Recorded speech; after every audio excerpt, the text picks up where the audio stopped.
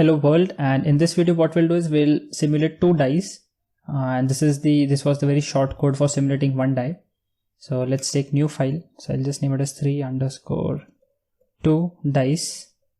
So in some games you might require two dice at random, so we'll again do this, import random, and we'll do print let's say dice1, and dice1 will be something, and let's do dice, and again there will be dice2, so dice2, and let's write die. So I'll show you different ways to do it. So what we are doing is dice. So what we'll do is we'll just take dice, and let's do this random. So we'll just call the package and we'll call the method inside it. So random.range starting from 1 to 7. Okay, let's save this.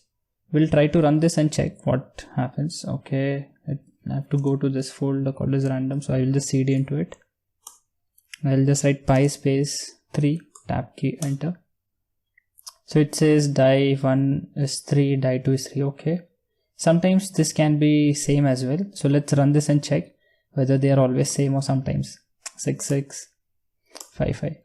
So we can see both the dice are having the same number or the same face value. Why? Because both are stored in the same variable. So what we could do is we could just have this dice1, and we can just copy this, and we can just write dice2. So let's save this, dice1, and let's do dice2. Okay, save this. So dice1 is 2, dice2 is 5. Okay, 1 and 2. Okay, great. 2 and 2, nice. 2 and 5.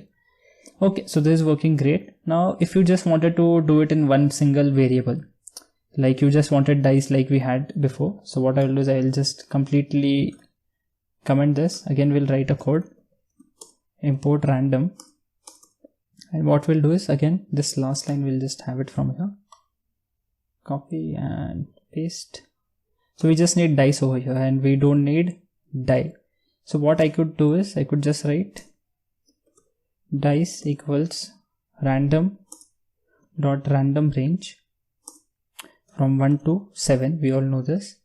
And what I could do is we could just have a loop over here for I in range, in range 2. So this loop will run for twice, and then it will give me these values. Okay, so let's save this and check what happens. 6 6 5 5 6 6. Again it's giving same values. So what I could do is I could just run this also inside the for loop, and let's see what happens now. Okay, so it is running twice, so this is another problem. So now I have to just delete this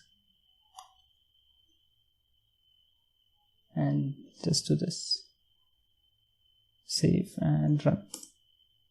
So I can now have 3 and 5, which are two different values, 6 and 1. Okay, 2 and 6, 6 and 2. Wow. So now you can see how you can simulate two dice. You can either use a loop, or you can directly write two different variables, and you can do it in this way also. So both are fine. You can see whatever way is fine with you. You can check that out. In the next one, what we'll do is we'll try to create a game where the user will try to guess a number which the computer is generating at random. So it's guess a number game. We'll try to make that. See you in the next one. Do like, share, subscribe to the channel, and do share a lot with your friends. Support us. Thank you.